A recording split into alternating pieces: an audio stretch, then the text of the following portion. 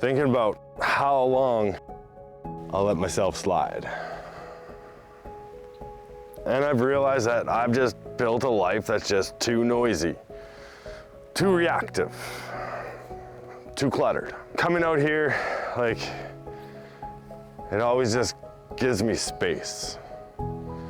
There's lots of different places that I go walking now, but this is one of my favorites. And this is that one walk that I went on that just changed everything.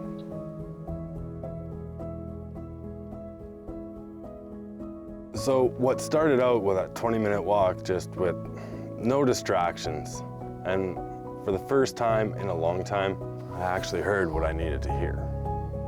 I felt lighter by the end of it, not because life changed, because I took control and took one step. That's the real shift. I don't need to flip my entire life overnight. I just need to start walking in the right direction. That walk was also a reminder that change does not feel good to start, but momentum, if you're feeling stuck, overwhelmed, or just like straight up numb,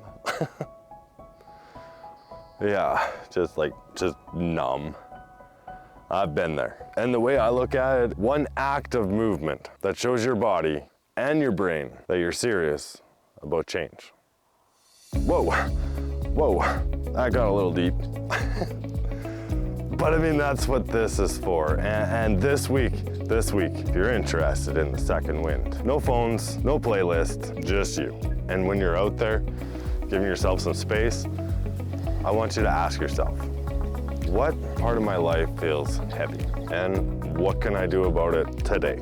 That question cracked something open inside of me. And with a bit of luck, it might just work for you too.